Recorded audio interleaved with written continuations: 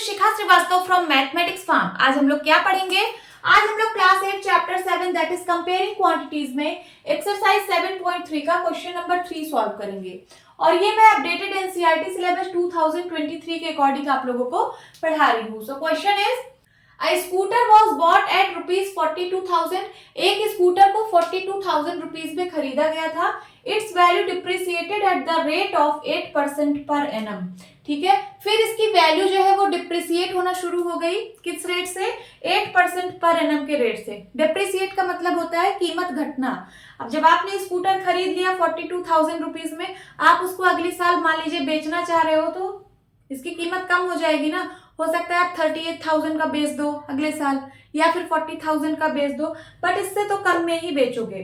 ठीक है, तो find the value after 1 year. तो आपको बताना है कि क्या वैल्यू होगी एक साल बाद। कुछ कम होगी क्योंकि डिप्रिसिएट हो जाएगी वैल्यू। सो इसका फॉर्मूला क्या है? A is equal to P 1 minus R upon 100 की पावर n। यहां माइनस हो जाता है प्लस की जगह। क्यों? क्योंकि यहाँ पे डिप्रिसिएशन हो रहा है, कीमत में कमी आ रही है। ठीक है, तो ये वाला फॉर्मूला यूज होगा। हमें निकालनी A की वैल्यू है, P की वैल्यू हमें पता है, दैट इज 42,000 1 माइनस 8 अपॉन 100 की पावर n। n की वैल्यू है 1। आप यहाँ पहले लिख सकते हो कि P इज इक्वल टू दिया था रुपीज 42,000, n इक्वल टू है 1 ईयर।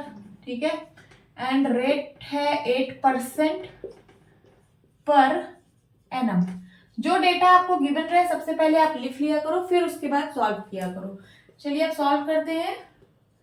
42,000 1 माइनस सिंप्लीफाई करिए। 4 से 4 2 जा 8, 4 5 जा 4 2 जा 8 एंड 4 5 जा 20। 2 अपॉन 25 आया तो यहाँ पे हो जाएगा 2 अपॉन 25 की पावर 1। पावर 1 का मतलब कुछ नहीं।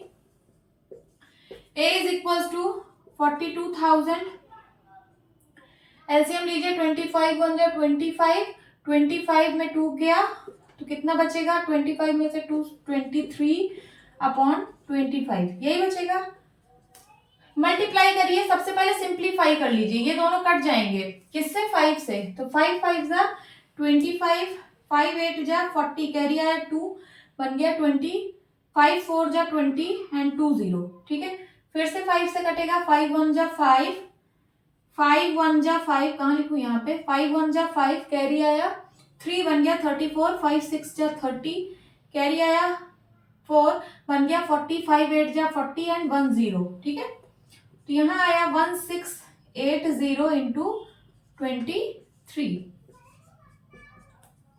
अब A की वैल्यू क्या आ जाएगी? मल्टीप्लाई कर लीजिए 168 का 23 में। 168 इंटू 23 करिए।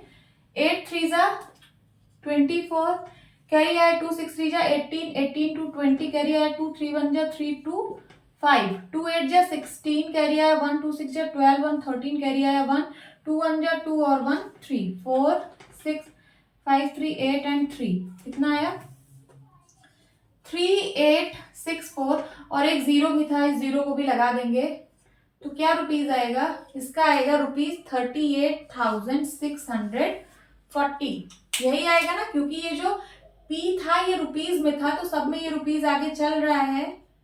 ठीक है, और ये जो आंसर आएगा वो भी किस में आएगा? रुपीज में।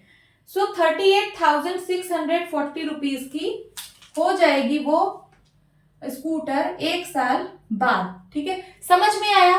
देखिए उसने 42,000 का खरीदा था, फिर उसके बाद इसकी वैल्यू डिप्रिशिएट हो रही थी हर साल 8% के रेट से। ठीक है, तो एक साल बाद उस स्कूटर की क्या वैल्यू होगी? तो उस स्कूटर की वैल्यू होगी rupees 38,640। This is your answer. Okay, hope students आपकी क्लास अच्छी लगी होगी। मिलती हूँ अपनी नेक्स्ट वीडियो में, तब तक के लिए बाय बाय, टेक केयर।